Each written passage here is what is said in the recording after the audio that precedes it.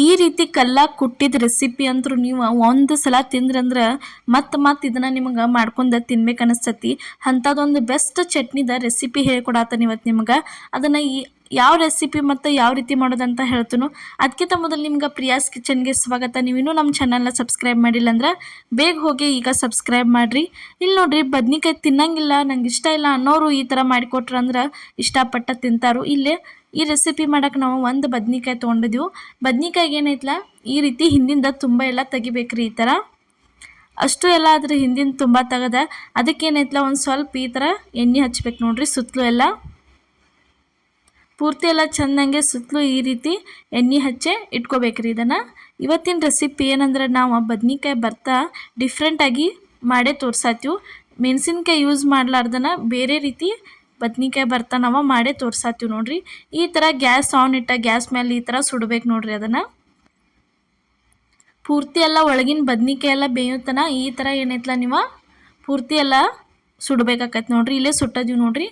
ಈ ಥರ ಆಗ್ಬೇಕ್ರಿ.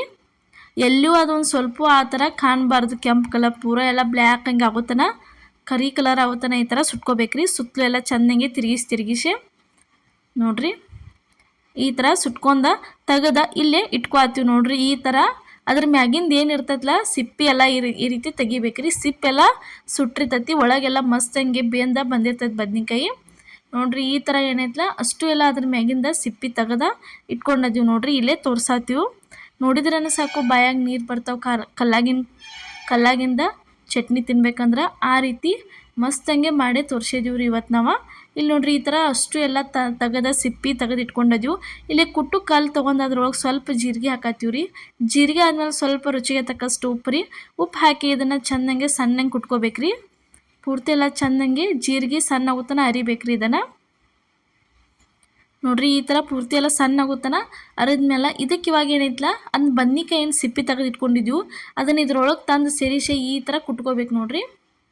ಭಾಳ ಜಾಸ್ತಿ ಭಾರ ಹಾಕಿ ಕುಟ್ಟಂಗಿಲ್ಲ, ಅಷ್ಟೇ ಮೇಲೆ ಕುಟ್ಬೇಕು. ಯಾಕಂದ್ರೆ ಅದು ಬೇಂದೇ ಇರ್ತೈತಿ, ಚಲೋದಂಗೆ ಹಾಗೆ ಬರ್ತೈತಿ. ಈ ಥರ ನೋಡ್ರಿ ಪೂರ್ತಿ ಎಲ್ಲ ಚೆಂದಂಗೆ ತುಂಬದೊಳಗಿಂದ ಅಷ್ಟು ಎಲ್ಲ ಈ ರೀತಿ ತಕ್ಕೊಂಬಿಡ್ಬೇಕ್ರಿ. ತಿನ್ನಕ್ಕಂತೂ ಭಾರಿ ಬೆಸ್ಟ್ ಅನ್ನಿಸ್ತೈತೆ ರೀ. ಬಿಸಿ ಬಿಸಿ ರೊಟ್ಟಿ ಮತ್ತು ಚಪಾತಿ ಜೊತೆ ರೈಸ್ ಜೊತೆ ಹಾಕ್ಕೊಂಡು ತಿನ್ನಕ್ಕೆ ಭಾರಿ ಟೇಸ್ಟ್ ಅನ್ನಿಸ್ತೈತೆ ರೀ. ಆಗಿನ ಹಳೆ ಕಾಲದ ಮಂದಿ ಜಾಸ್ತಿ ಈ ಥರ ಬದ್ನಿಕಾಯಿ ಬರ್ತಾ ಭಾಳ ಮಾಡ್ಕೊಂಡು ತಿಂತಿರು, ಭಾಳ ಇಷ್ಟಪಡ್ತಿರು. ಈಗೂ ಮಾಡ್ಕೊಂಡು ತಿಂತಾರೆ, ಆದರೆ ಈ ಥರ ಕಲ್ಲಾಗ ಕುಟ್ಟಂಗಿಲ್ಲ, ಹಂಗಾಗಿ ಕೈಲೇ ಮಾಡ್ಕೊಂಡು ತಿಂದಿರ್ತಾರೋ. ನೀವು ಒಂದ್ಸಲ ಈ ಥರ ಕಲ್ಲಾಗ ಕುಟ್ಟೆ ಟ್ರೈ ಮಾಡಿ ನೋಡಿರಿ.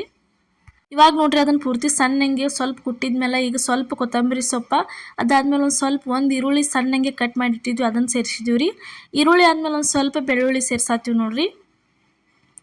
ಬೆಳ್ಳುಳ್ಳಿ ಸೇರಿಸಿದ್ಮೇಲೆ ಇದಕ್ಕೇನೈತಲ್ಲ ನಾವಿಲ್ಲಿ ಮೆಣಸಿನ್ಕಾಯಿ ಆಗಿಲ್ರಿ, ಹಸಿ ಮೆಣಸಿನ್ಕಾಯಿ ಹಾಕಿಲ್ಲ, ಅದ್ರ ಬದಲು ಕೆಂಪು ಖಾರ ಹಾಕಿ ಮಾಡಿದ್ದೀವಿ ನೋಡ್ರಿ. ಭಾಳ ರುಚಿಯಾಗೈತೆ ರೀ ತಿನ್ನಕ್ಕಂತೂ.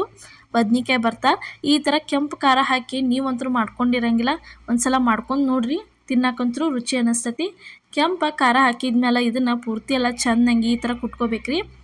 ಉಳ್ಳಾಗಡ್ಡಿ ಮತ್ತು ಬೆಳ್ಳುಳ್ಳಿ ಏನೈತಲ್ಲ ಒಂದು ಸ್ವಲ್ಪ ಸಣ್ಣ ಆಗ್ಬೇಕ್ರಿ. ಅದು ಸಣ್ಣ ಆಗುತ್ತಾನ ಇದನ್ನು ಚೆಂದಂಗೆ ಈ ಥರ ಕುಟ್ಕೊಂಡ್ರಿ ಅಂದ್ರೆ ಮಸ್ತಂಗೆ ಬರ್ತಾ ರೆಡಿ ಆಕತಿ. ಬಿಸಿ ಬಿಸಿ ರೊಟ್ಟಿ ಜೊತೆ, ಜೋಳದ ರೊಟ್ಟಿ ಜೊತೆ ಬರ್ತಾ ಹಾಕೊಂಡು ತಿಂದ್ರಂತೂ ಭಾರಿ ಮಸ್ತ್ ಅನ್ನಿಸ್ತೈತೆ ರೀ.